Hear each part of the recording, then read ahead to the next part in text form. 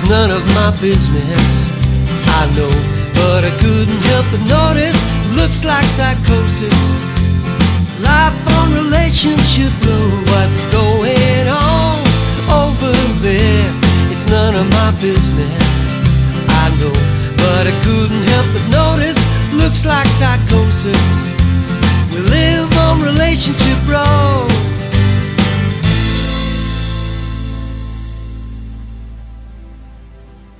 It's just gone 8:30 in the morning, and Shona at number 8 hears the front door opening. She is shocked to see Jerry standing there as he left for work only an hour before. "Is everything okay?" she blurts out. "Are you okay? What happened? Have you had an accident? Do you feel okay?" "Calm down," says Jerry, who can't help laughing at her panicked face. "It's fine. It's just that one of the guys on our shift has fallen ill with COVID-like symptoms. So as a precaution, 7 of us have been sent home for 14 days to self-isolate, or until they get a test result back." "You say COVID-like symptoms, but he hasn't been tested yet?" asks Shona, looking worried. "How close have you been to this person? Do you think that you might have been infected?" She covers her face with her hands, horrified by the thought that her husband may now be infected or even carrying the virus. For Shona, this is like some kind of night terror unravelling in real life. Like so many people now, both she and Jerry had hoped that the coronavirus had pretty much gone away in that area. They are not stupid people, and of course they are aware that it has not really disappeared.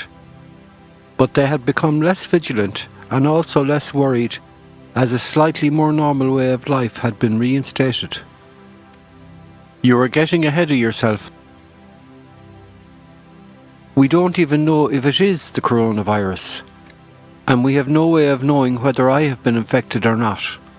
So let's not lose the run of ourselves just yet." He tries not to laugh at his wife, who looks simply terrified. He thinks that she is overreacting, but he also understands her concern for him and for their children. Yes, you're right, of course you are," she says. "But nevertheless, we should take precautions. You can sleep in the girls' room for 14 nights and I will have the girls in with me. It'll be a bit of a squeeze, but I can make it fun for them, and we'll all get through this. However, I don't want to tell them that you might be infected. What can we say to them? I don't want to scare them any more than they already are. But we can't afford to put them at risk either. We'll have to tell them that you have some kind of illness, so that they stay away from you. Oh God, I never thought we would have to deal with this. I really hope that it amounts to nothing. When will they let you know when your colleague has been tested and got the results?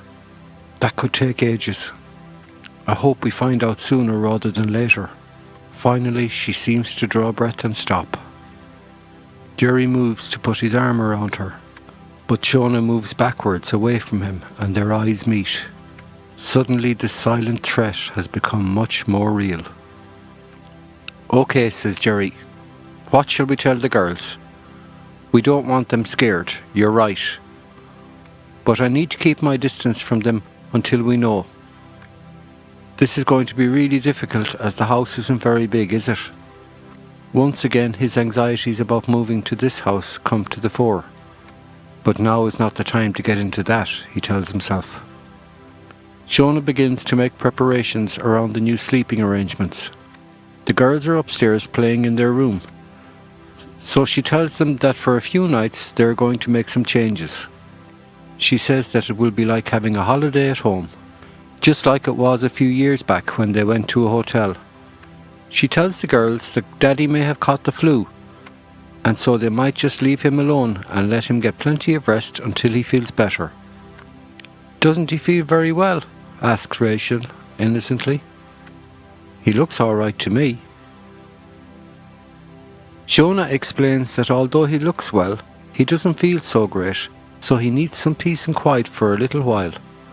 She promises the girls that they can watch a cartoon and have popcorn in bed with her if they go to sleep without any fuss, and the girls giggle excitedly. So far they haven't asked any really difficult questions, but she knows that Rachel is smart and Shona doesn't think that she can shield her from the truth for a full 14 nights. She hopes that Jerry's colleague gets the test results very soon. Jerry is now dreading the next 14 days, as he is to remain cooped up in the girl's bedroom with the window open, just in case he has been infected. Shona is following government advice to the letter, and now Jerry can't use the bathroom until she and the girls have been in there. Shona has now allocated him his own plate, mug, cutlery, etc. After her initial shock and concern, she has taken control of the situation and is dealing with it like a military operation, he thinks. Jerry is proud of his wife and he will do whatever it takes to protect his family.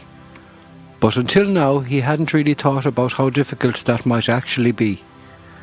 He imagined that he would have the run of the house and garden, and if the weather was good, he would get on with a few jobs.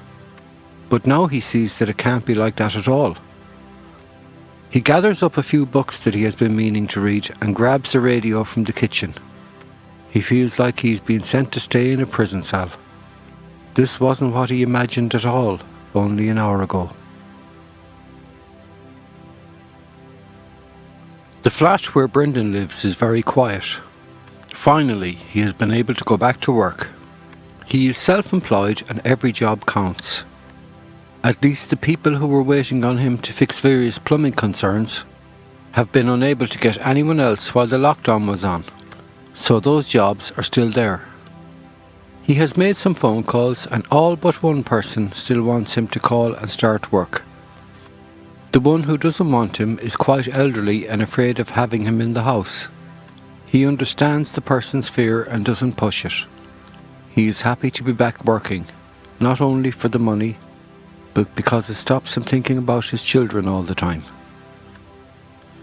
The other positive thing, thinks Brendan, is that Laura has finally agreed that he can see the children again.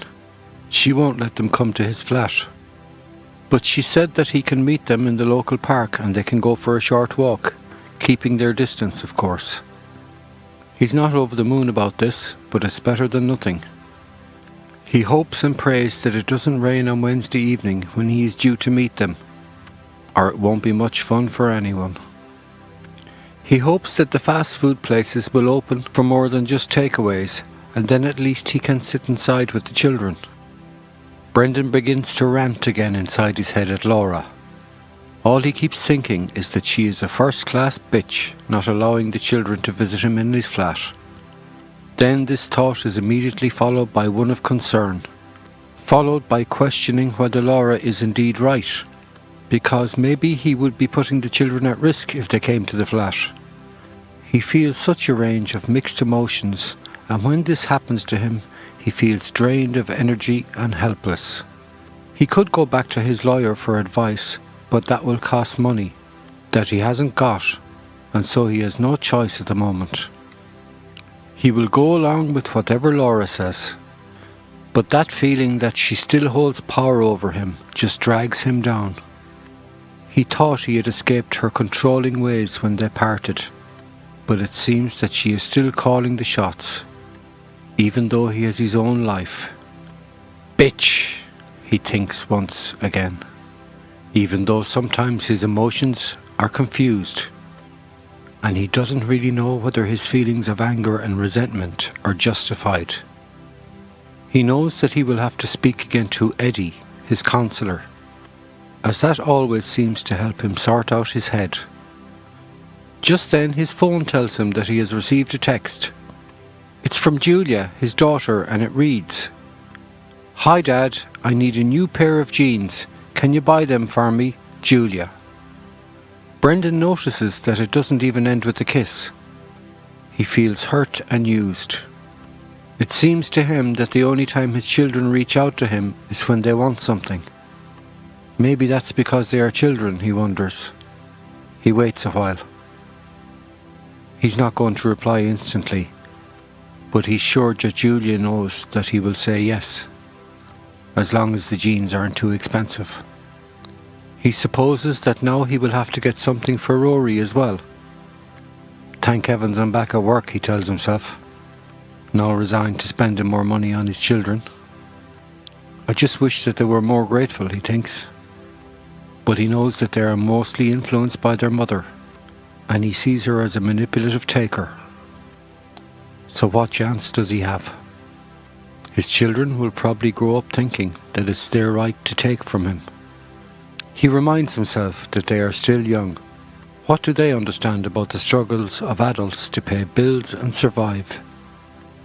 He feels guilty now for having labelled them as takers. Of course, he tells himself, they are children and it's my role to provide for them. But as an afterthought, he does hope that they won't grow up as takers. He will have to work out how to explain this to them at some stage. In the meantime, he replies to Julia's text. Hi Julia, let me know how much the jeans will cost. Love you and missing you, Dad. Kiss, kiss, kiss. The reply to him is almost instant. Hi Dad, they are only €20. You're the best. Kiss, kiss. Brendan smiles to himself. As long as his children are happy, then he should be happy too. He tells Julia to go ahead and get the jeans, and he promises to give her the money the next time he sees her. Laura is bound to let me see the children now, he thinks, because she'll want that money from me. Brendan switches on the TV while he makes himself yet another dinner for one. If you have something you would like to share or a concern you would like addressed, please send it in and we will try and incorporate it into the future storylines. Tune in again for the next episode of Relationship Road.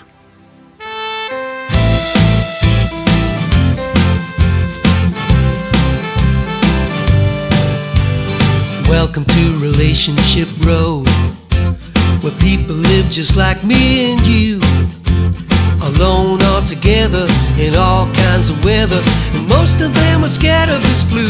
What's going on over there? It's none of my business, I know, but I couldn't help but notice it looks like psychosis. The pressure's starting to show. What kind of neighbor am I? Am I doing my bit for the road? My parents are elderly, my children disorderly, the whole world is suddenly slow. What's going on over there? It's none of my business, I know, but I couldn't help but notice it looks like psychosis. The pressure's starting to show. And if you need me, let me know, and I will be the first to show.